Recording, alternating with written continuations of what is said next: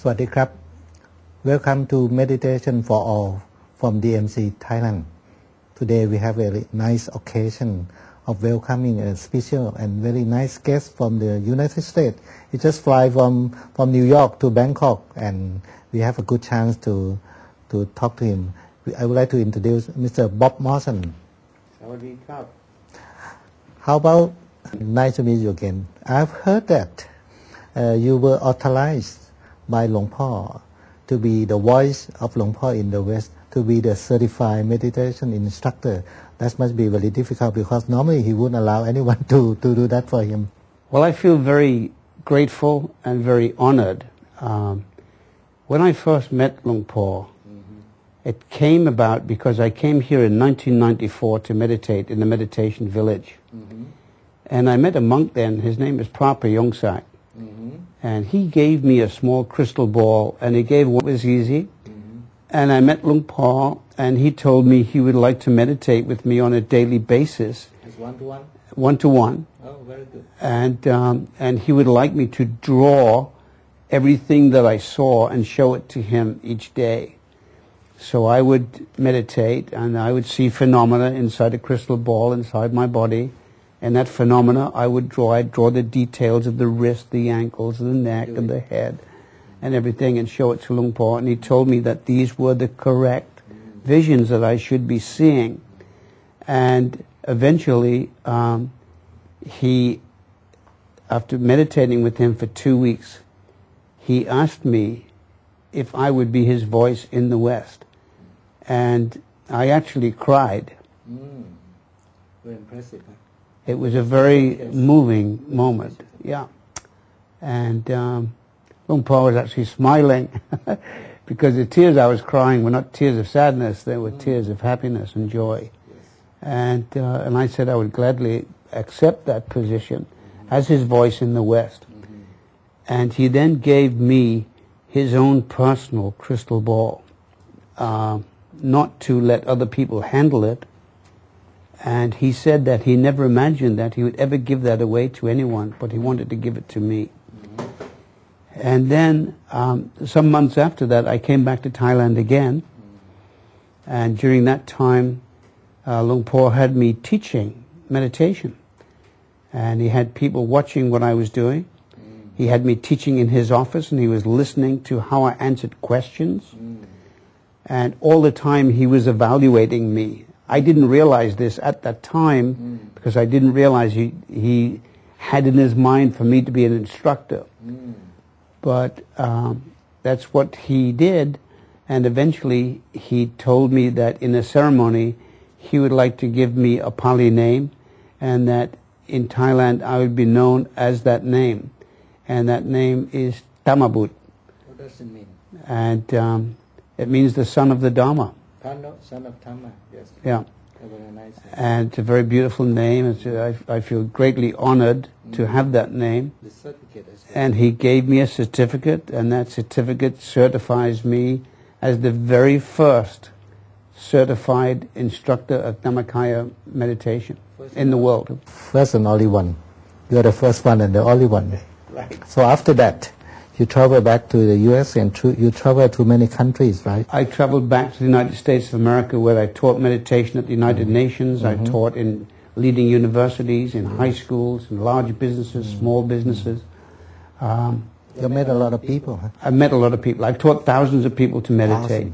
I've taught in Denmark, I've taught in Germany, I've taught in the UK. Among those people that you have met, is there any cases very impressive? Because I've heard that you have saved a lot of lives, saved people from suicide, saved people from a lot of things. Can you share with us? Absolutely. Another instance, I remember early in the morning, I was at Bethany Beach in Delaware, which is off the Jersey coast. It's a holiday resort. And I got up early in the morning, went down to the beach. There was no one there, just a few seagulls. And I made a little hole for my legs. I sat in a half lotus position and just gently closed my eyes and listened to the ocean and went into a beautiful meditative state. And after meditating for about an hour, I slowly opened my eyes, and there were all these people sitting in front of me in the meditation position, all meditating. Yes. And there was a whole family there, mother, the father, the children, and eventually when they came out of their meditative state, I was talking with them and I asked them, why is it that you sat down and meditated? And this family said, we saw you from the boardwalk and you looked so peaceful and so serene and so content that we said, we want to look like, and you were just bright and shiny, and so we just came down and sat down and meditated. Other people must have seen the same thing and they joined in too. They do the same. So I had a large audience of people meditating. That's very good. Normally when you teach them to meditate in the United States, because normally meditation to everybody seems to be a difficult thing, takes time, you have to suffering. How did you teach them? Well, first of all, I let them know that meditation is very simple. And secondly, you don't have to devote a lot of time to meditation. You don't have to sit in the half lotus position on the floor for hours so it hurts your legs. Devote a small amount of time on a regular basis, on a daily basis. Rather like becoming a good tennis player. If you play tennis every day, your game will improve. You will become better at playing tennis. And it's the same with meditation. If you sit just for a few minutes and do that every day, then you will become better at meditating and you will get more benefits from that meditation. That's very good advice, because it seemed to be that people thought that it's difficult and it needs time. So you said you can sit normally. You can just sit in a chair like this, comfortably, relax in your armchair. Absolutely. But don't try to sleep, huh? No. Well, you know, you have to sit, so keep your body upright. Okay. Keep your feet flat on the floor. Place your palms in your lap, with the palms upward like this, and take the tip of the right forefinger and place it against the tip of the left thumb. Just like, you know, the way that we see the Buddha actually sitting whenever we've seen a picture or a statue of the Buddha. And keep our body nice and straight. And then just very softly and very gently close our eyes. And then put a smile on our face. Very nice. And then when we do that, we just take 3 deep breaths in through the nose, out through the mouth. And then just relax all the muscles of the body from the top of the head all the way down to the tip of the toes. And mentally just make a mental check off that you're relaxing your face, your neck, your chest, your trunk, your bottom, your legs, your knees, ankles, your feet, your toes. Nice and slowly, just check off each of those muscle groups until you reach your toes. And then just imagine that the body is totally empty, that there's nothing inside at all. And picture a place 2 finger widths above the navel. And picture floating there a bright, shining crystal ball, about a little bit bigger than a golf ball, floating at your body center in your stomach, 2 finger widths above your navel. And just concentrate your mind softly and gently there.